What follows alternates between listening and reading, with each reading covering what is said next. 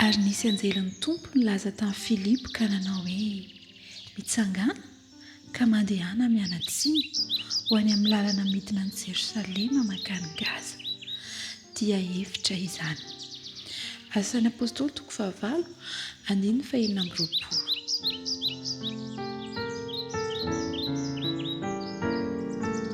Manao asa tokoa mandrakariva ireo mpiambina antsika, ireo anjely izany, eo amin'ny fitarihana fanahy na maro na sarotra na koa eny amin'ny lalana izay alehantsika eny. Tantara maro amin'ny soratra masina no mampianatra antsika, izasy ianao, fa ny olombelona no ivon'ny fikarakarana ataon'ireny anjely ireny. Ireny anjely ireny no niambina ny Elisa sy ilay mpanompony raha tonga ny miaramila Siriana andeha hisambotra azy. Ny anjelin'ny lanitra ihany koa no nitsinjo ilay tandapa Etopiana nikatsaka fahazavana ka naniraka any Filipo diakona mba ho mpiara-miasa amin'ny lanitra hitondra ny filazantsara eo amin'ity tandapa Etopiana ity. Ankehitriny toy ny tamin'ny lasa dia mitarika sy mitantana ireo izay maniry ahazo fahazavana toy ilay Etopiana ny anjely. Ary mitarika ihany koa sy mitantana ireo olona izay manolo-tena hiara-iasa amin'ny lanitra tahaka ny Filipo mba hitaona fanahy ho an'Andriamanitra. Tsarovy fa eo anilanao mandrakariva ny anjely.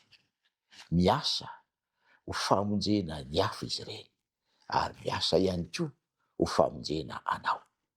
Ilainao ny fitarihan'ny anjely. Tsarovy fa sarobidy eo mason'Andriamanitra ny fanahy tsirairay avy. Ka ny fitarihan'ny anjely dia omeny hatrany ho an'izay mila ny fahazavana avy any ambony.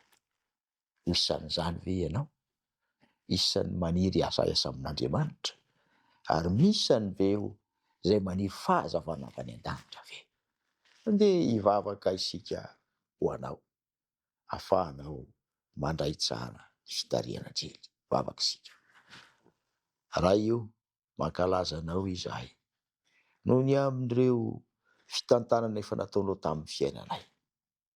Hivavaka manokana izahay mba hanana fanandramana toa an'ireo mpanomponao fahiny toy ilay tandapa Etopiana, manana faniriana hialala misimisy kokoa ny momba anao. Tario lalana izahay mba hiaona amin'ny olona izay afaka hanoro anay sy hampianatra anay ny fahazavanao. Tompo, ity fanahy izay mangetaheta ankehitriny ity koa hizara ny fahazavanao amin'ny hafa. Tario lalana izy Tompo, ahita olona liana sy maniry fatratra ny ahita mpampianatra hanoro hevitra azy ny amin'ny fahazavana avy any an-danitra. Momba azy ireo, mitantana azy ireo, ka ho toa ilay fiainan'ilay tandapa Etopiana ary ny fiainan'izany mpanomponao izany. Meteza ary mandritry ny andro ampiasa anay mba ho tahaka ny Filipo, hitaona ireo izay fantatra ho faliana ho anao. Koa ny fiainanay androany dia aoko ambany fijerinao mandrakariva amin'ny anaran'i Jesosy. Amen.